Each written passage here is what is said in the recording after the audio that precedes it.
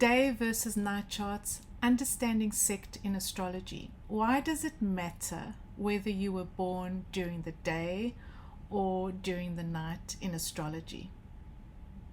In today's lesson, we're going to look at sect, which is how you get to determine which planets are helping you and are more constructive versus planets that are less helpful.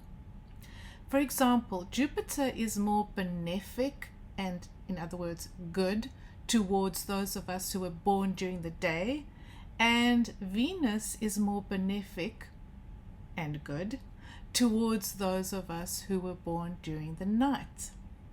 Welcome to my channel. I'm Yolanda, and I am a certified Western tropical astrologer and an experienced life coach. I've been reading charts for over 25 years now, and I practice a blend of traditional and Western astrology. Okay, sect in astrology.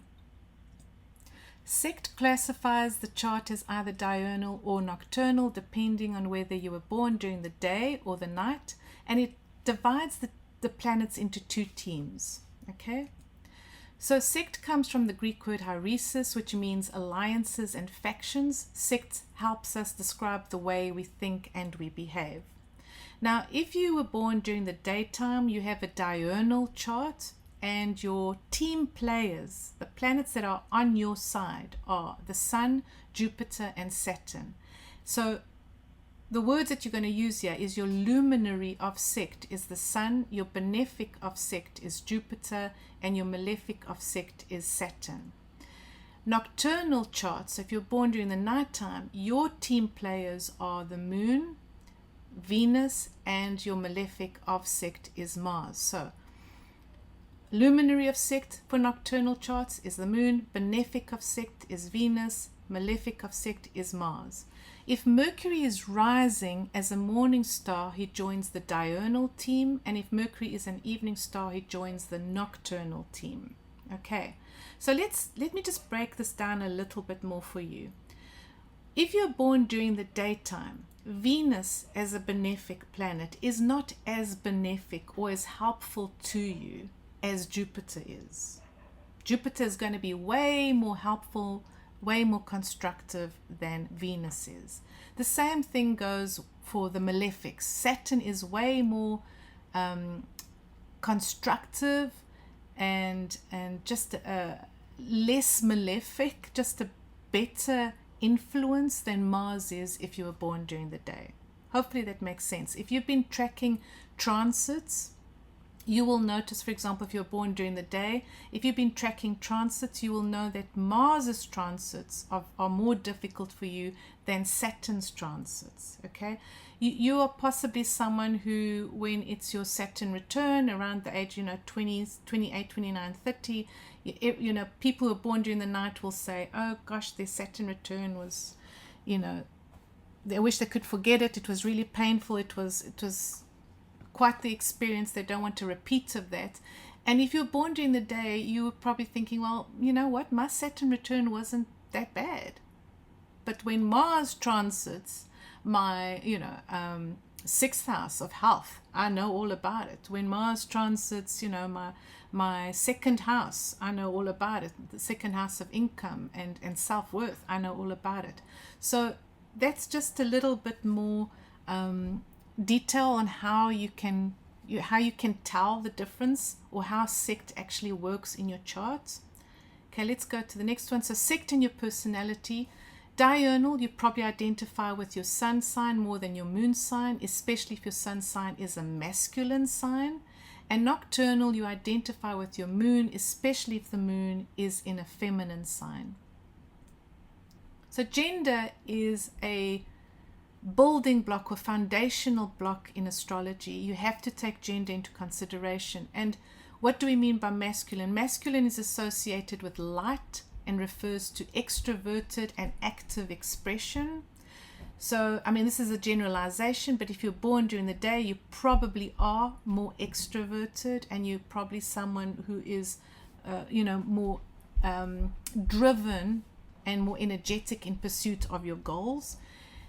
Feminine feminine is associated with the dark and refers to an introverted and receptive expression. So that means if you're born during the night, you possibly are more introverted and receptive and not so willing to, be out there and so public. The planets themselves, though, are neutral, but they are capable of manifesting masculine and feminine qualities. And traditionally, we assign gender to the planets. So Saturn, Jupiter, Mars, and Sun are masculine, and Moon and Venus are feminine, and Mercury is neutral. So masculine signs are associated with speed, action, and external activity, and the masculine signs are Aries and Gemini, Leo, Libra, Sagittarius, and Aquarius. Feminine signs are associated with receptivity and inner reflection, and they are Taurus, Cancer, Virgo, Scorpio, Capricorn, and Pisces. So this is what you want to see if you have a diurnal chart, but you may not see exactly this if you were born during the day. You would like to see Jupiter and the Sun and Saturn in the daytime part of your chart, and if you're born during the night, you want to see the Moon, Venus, and Mars in the nocturnal part of the chart. And how can you tell if it's a day or nighttime chart? Well, I'll show you now. Let me show you with Martha Stewart's, here's Martha Stewart's birth chart. So Martha Stewart was born at 1:33 p.m.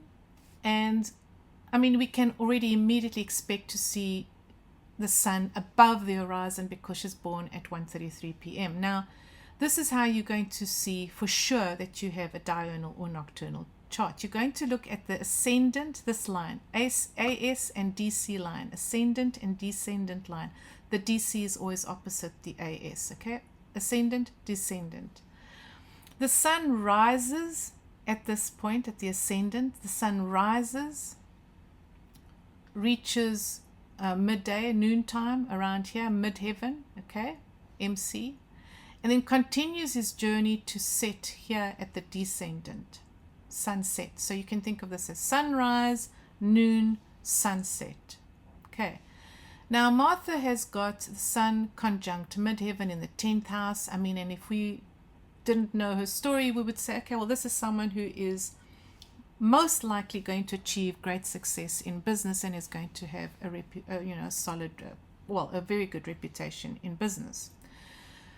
But we now know Martha Stewart is she is a billionaire. She's very successful, but she's also had her challenges, and she's like all of us has experienced challenges. Now because she's got a diurnal chart, we want to see her team, which is the Sun and Jupiter and Saturn. We want to see them in the diurnal part of the chart or above the horizon, and certainly that's exactly what we have here, and she's most fortunate to have them, all three above the horizon. So a Sun in the 10th, okay, in Leo, so Sun is very happy in his home sign of Leo, and then she's got Jupiter in Gemini in the 8th house. Now Jupiter is blessing, has always blessed, will continue to bless Martha in anything to do, Gemini is all to do with communications, media, writing, speaking, journals, magazines, newspapers. Whoops, there's my chair. My chair is giving me trouble. Hold on. Okay, so Martha's success has all linked, or has been achieved through her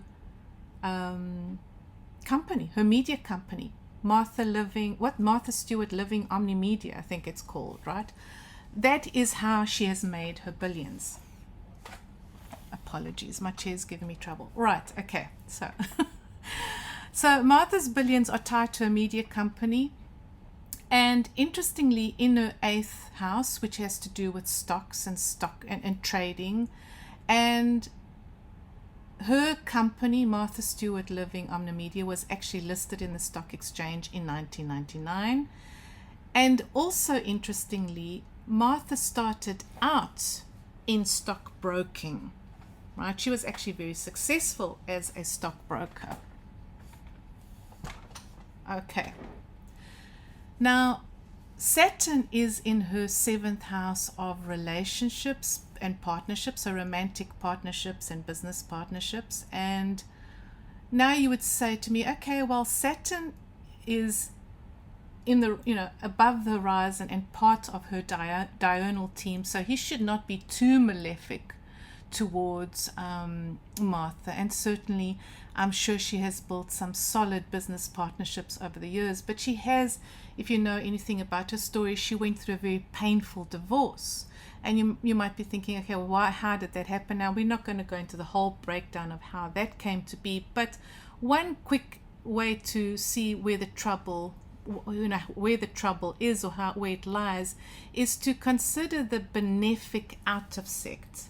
So Venus is her benefic out of sect, but Venus is not very helpful towards Martha because Martha was born during the day, and Venus is also a fallen Venus here. Venus is not happy in Virgo in the 11th house, but Venus here rules Martha's 7th house of partnerships, which is Taurus, and she also rules her 12th house, which is related to prisons. And you may remember that Martha went to prison in 2004 for insider trading, and all of this was ruled by Venus.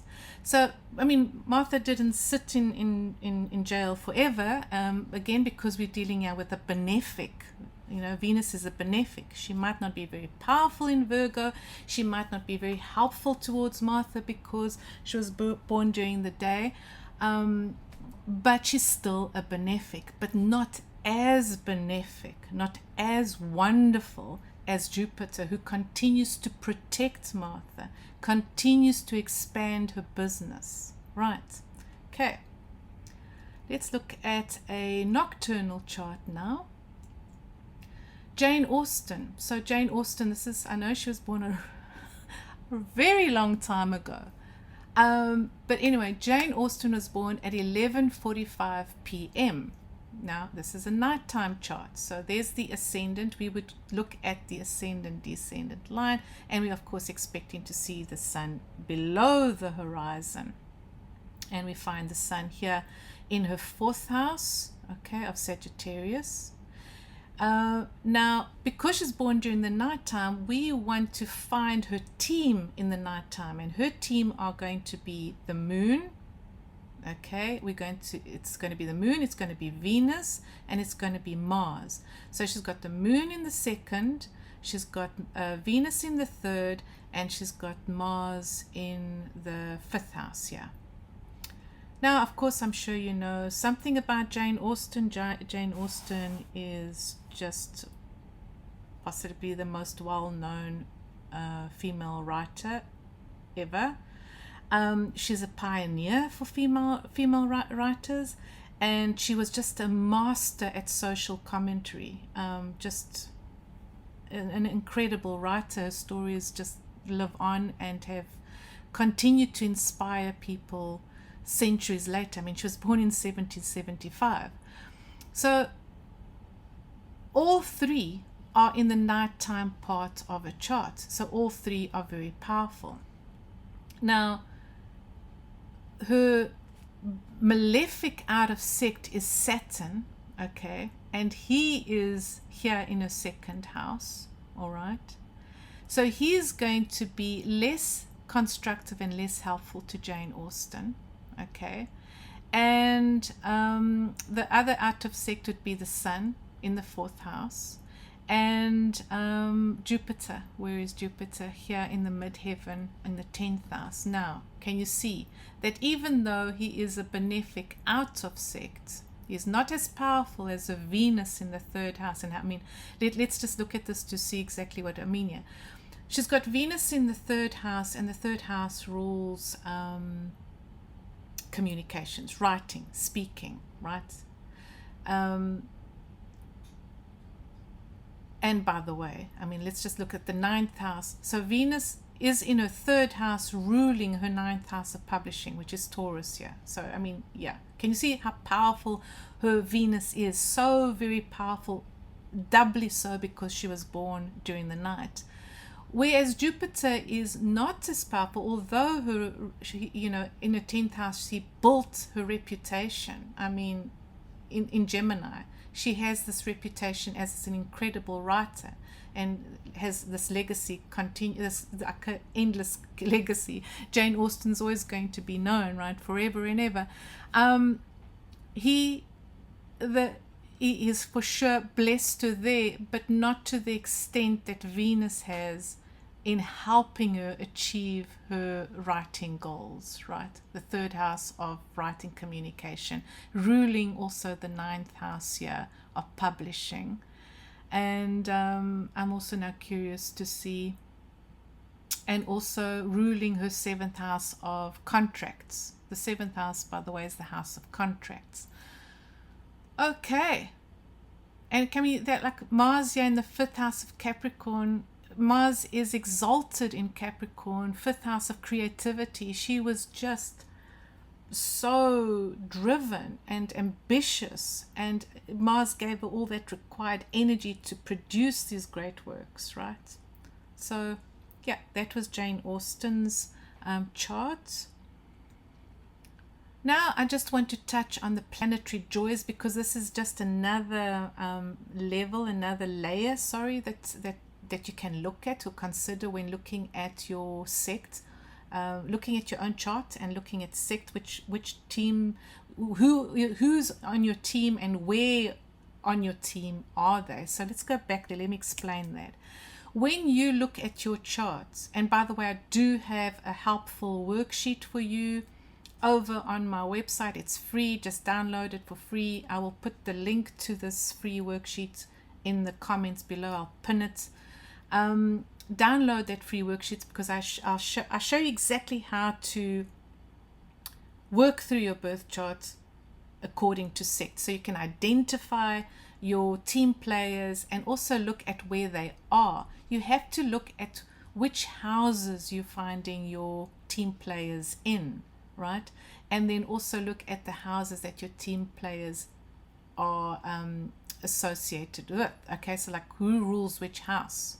Okay, where are they most comfortable, and where are they helping you or assisting you? Okay, but download my worksheet for step-by-step instructions on how to actually look at sect in your own birth chart. So now the planetary joys are just this additional layer. The sun has his joy in the 9th house. The moon has her joy in the 3rd house.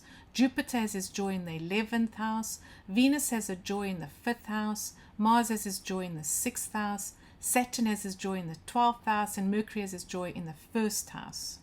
So what do we mean by a planet rejoicing? A planet, like a person, tends to do a better job when they are happy. So planets in a supportive environment can express themselves better. Okay, and the following are sect enhancing conditions. So if you have one of your team players or all your team players not only rejoicing by hemisphere, so in other words, if you are born during the day like Martha was, or is, sorry, Martha was born during the day, and the planets, as you could see, were rejoicing by hemisphere because they were all above the horizon. Then you can also look whether they're rejoicing by zodiacal sign. Are they in masculine or feminine signs? And are they rejoicing by solar phase? And what do we mean by solar phase? Rejoicing by solar phase means, is the planet oriental or occidental? So a planet rising before the sun receives more heat and becomes more masculine. A planet rising after the sun is immersed in coolness and becomes more feminine. So Jupiter rising ahead of the sun rejoices and is oriental. Saturn rising ahead of the sun rejoices and is oriental. Venus rising after the sun rejoices and is occidental. Mars rising after the sun rejoices and is occidental. In a diurnal chart, the moon rejoices if she is waxing. In a nocturnal chart, the moon rejoices if she is waning. Okay, so those are additional layers to consider when you are looking at sect in your chart.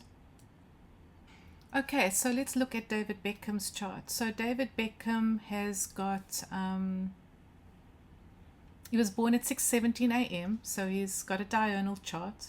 There's the sun above the horizon, and we want to see his team players, which are the sun and Jupiter and Saturn above the horizon.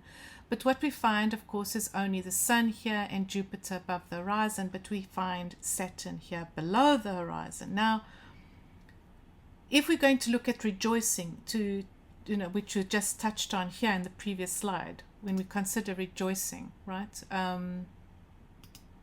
Rejoicing by hemisphere, rejoicing by zodiacal sign, rejoicing by solar phase, we can see that the sun is not rejoicing by zodiacal sign because Taurus is a feminine sign, but the sun is rejoicing by hemisphere because he is above the horizon.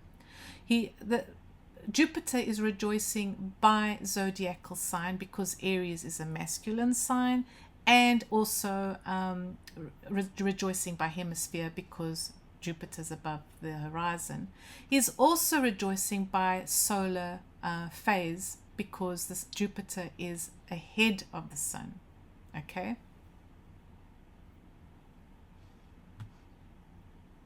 So let's just go back there.